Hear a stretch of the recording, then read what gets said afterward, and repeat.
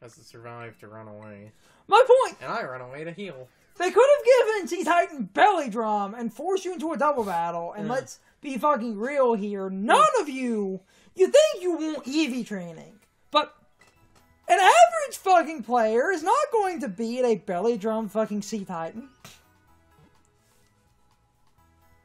Because there is damn near no way to stop that from happening. And they could have averaged the HP to make sure it always gets a Belly Drum. Then you're really up shit creek without a paddle. Eevee trained Adamant T-Titan with a Belly Drum. But the idea, like, the Belly Drum idea, you know, is good and annoying and shit, but the idea for T-Titan, like, for a competitive one, I have had since, I learned the whole... yeah, except the Belly Drum is just... Oh yeah, the Belly Drum idea is good, but if you wanted good, rounded bulk, because of that thing's extreme HP girth, and it's the idea I've been going on about for, like, you know, basically like a month now, Assault Vest. Oh, that was an idea a lot of people had, except then a lot of people also realized, because of its HP, you can't stop T-Titan from setting up a Belly Drum, and once it gets a Belly Drum and it's in the snow and it's fast as fuck, nothing can switch into that thing. Yeah. You just click buttons and win. It has the natural, good enough girth to get away with that. Assault Vest is not uncommon, but most people realize you can't stop a Belly Drum set. You basically need Unaware. If we're talking a purely competitive standpoint. Oh no, some other people thought about the Assault Vest, but everyone's like... Because with Assault Vest and the Snow Boost, you would get a special and physical defense increase. Yeah, that's what Belly Drum go burr. Well, I'll go burr. It's a nice team.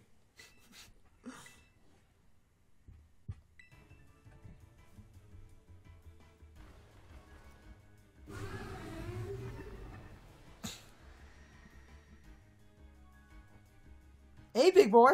Yeah, 44. Yeah. I am right around here. Come on, defense drops. Ah! What? He's using Skullvillain. What's your point? Spicy extract. But I'm going to most likely go first. No, I'm making... If it gets one spicy extract off, that'll give you a massive advantage in like 5 minutes.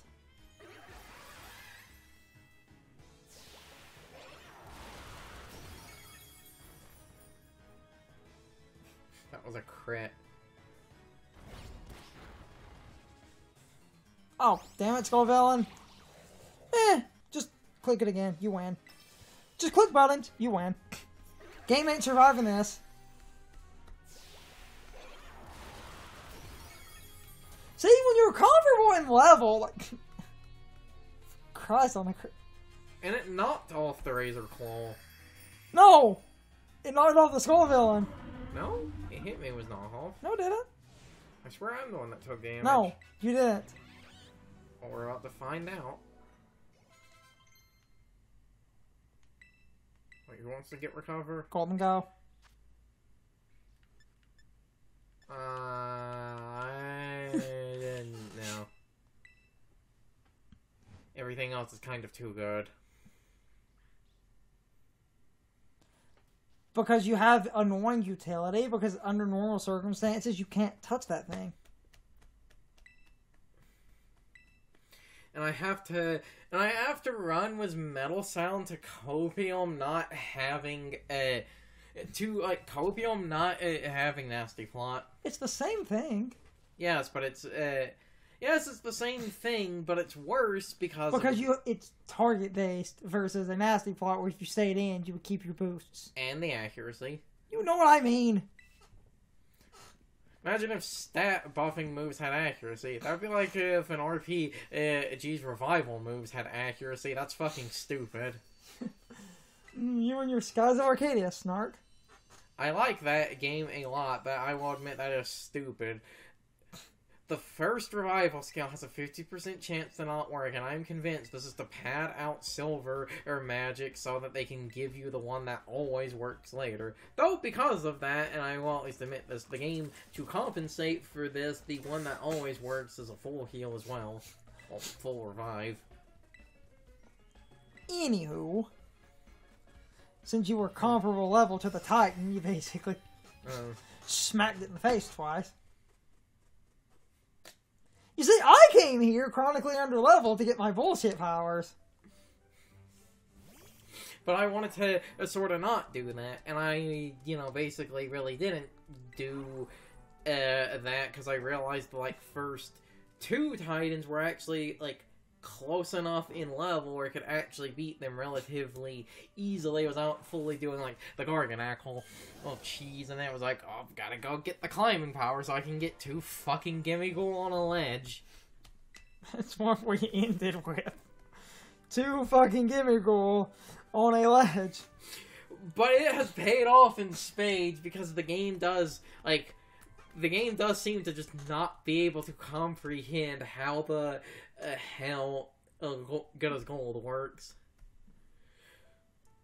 Which that makes me think of it, it's funny, because they're both ghosts type. You wanna know why in a Coliseum the game acts really weird with Mischievous? It's because the game doesn't have a lot of coverage for ghosts.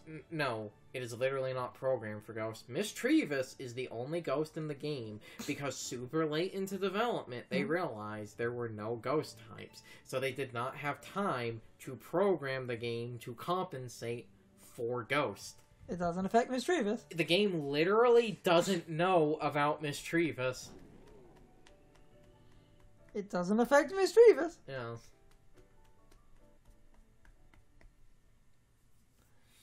That makes me think of, they were developing Luigi's Mansion and were super happy, and then Miyamoto was like, you didn't use the A button. Mm-hmm. Though, I question, how did they not use the A button? Because A is used to interact with things.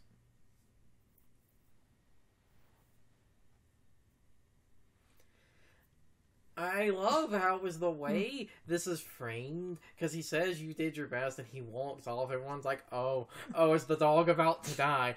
Everyone thinks the dog is about to die here. But then it doesn't. We also have, in the beta testing of Luigi's Mansion, you moved with the C stick and aimed the poltergeist with the main stick. I just threw up in my mouth a little. That's how they were testing initially. Oh, I just threw up in my mouth a little. That's bad. Because they thought that the main stick should be your aiming and that the C stick should be movement.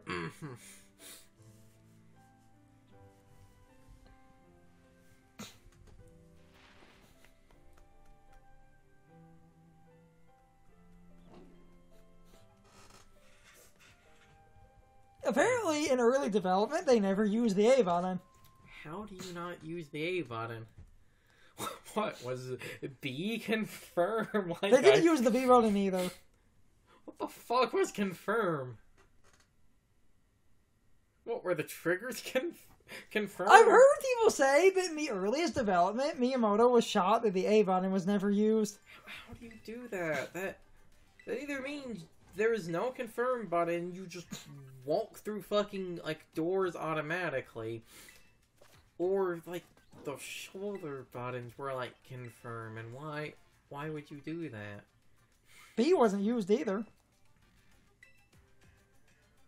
Wait, B does the thing with the flashlight. Could you not do the... No.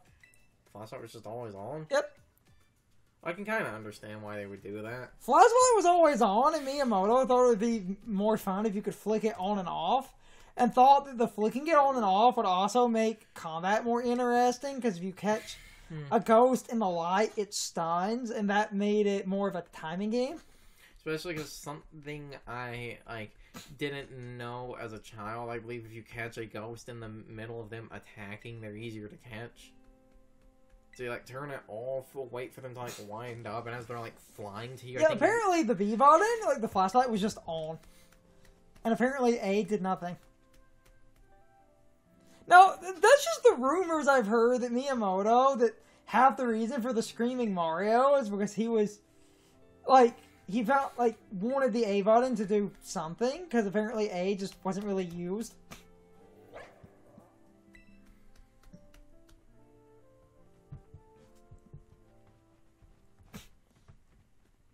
Because when you think about Luigi's Mansion, and like to a certain extent, it does kind of make sense because they based it on like the triggers and crap.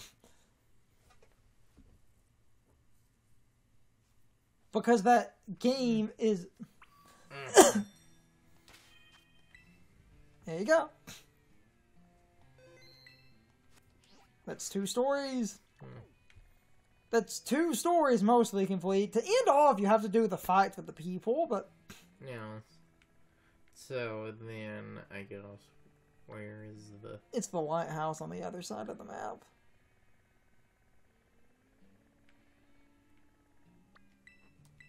There you go.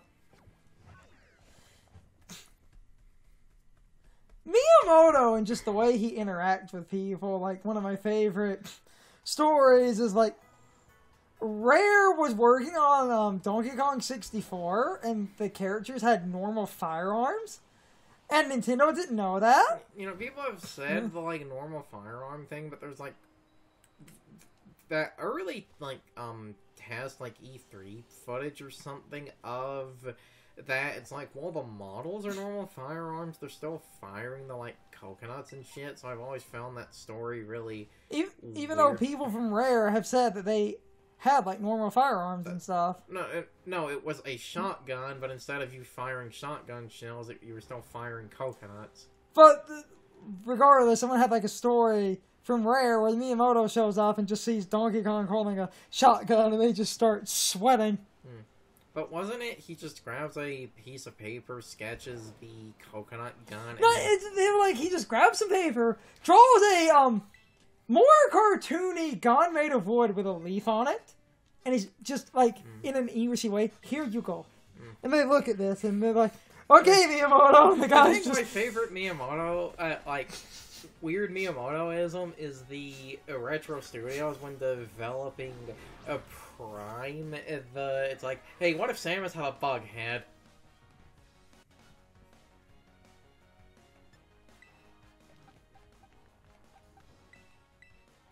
You want to shut Grimmsnarl down. Grimmsnarl does like all the nonsense in the world. Good as gold. And the Covert Cloak stops all the nonsense in the world. Doesn't stop that. You better be faster than this. Go ahead. Grimmsnarl live! You also better kill. God damn it! Yeah, buddy! Oh, I called it! Motherfucker. Vindicating. People have had arguments for years about like, oh, Grimmsnarl really isn't that chinky. It's like, yeah, it kinda is though. It's a decent like HP.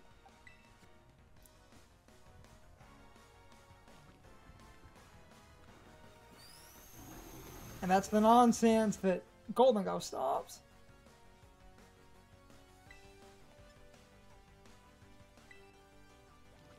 Huh. You know, I almost clicked my own sucker punch. You win. It's fine, you got this. That was literally the nonsense Golden Ghost stops. Yeah. Play rough. It's the cat. No.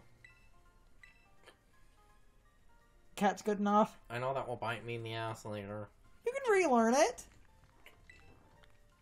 People forget that's a mechanic, but it's a mechanic. Also, I had, like...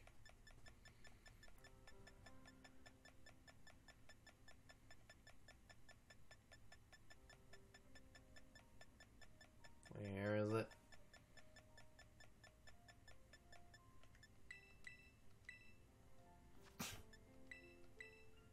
Again, I know it will bite me in the ass later.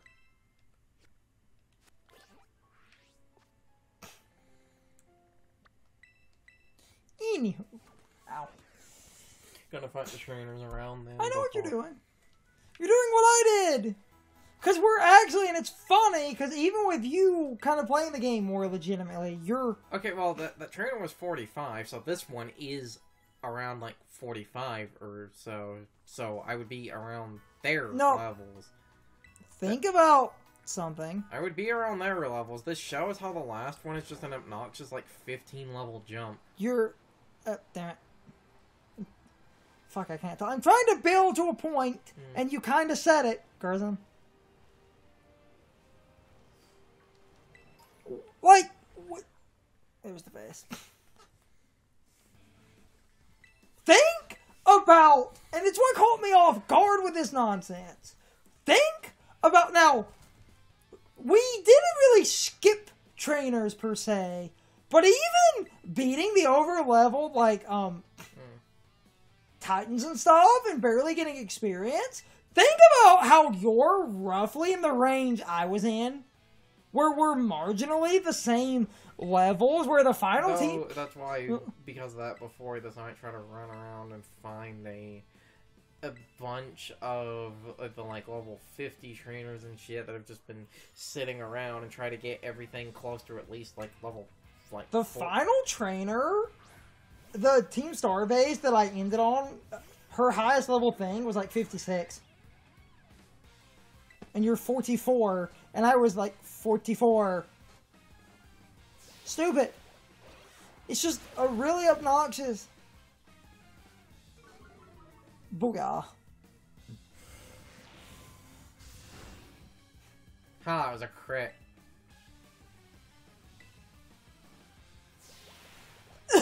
God, I can't talk. Yeah, so I have to just like, try to go, We're having the exact same problem! There's just a weird level curve. And there's the Hat Wife.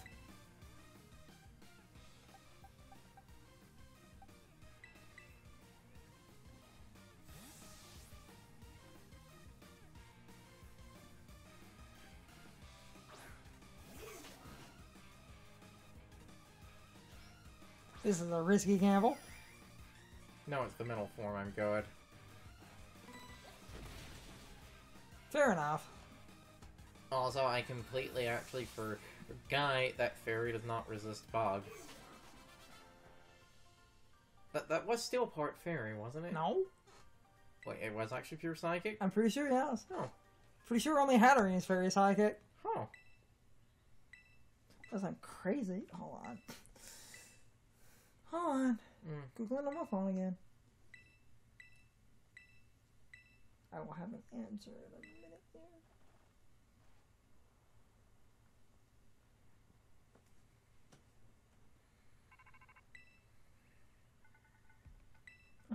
No, not...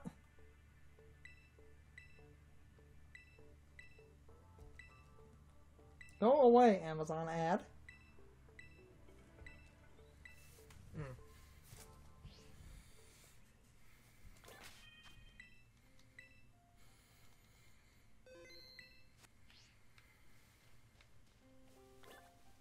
Only Hatterene. Oh, son of a bitch. Cool. Hatterene. Not the other forms. I was right. No, so that was actually my best damaging move then, because it's power 90. Yeah. In that specific instance, yes.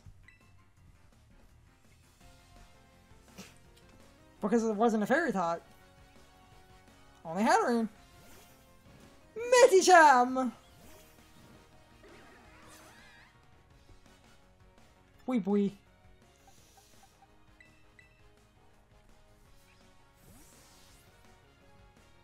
Please click the big fighting move. I would love to get a high jump kick miss on recording. Yes! And there's the big fighting move. Yes, we got to show that! Fuck, that's cool.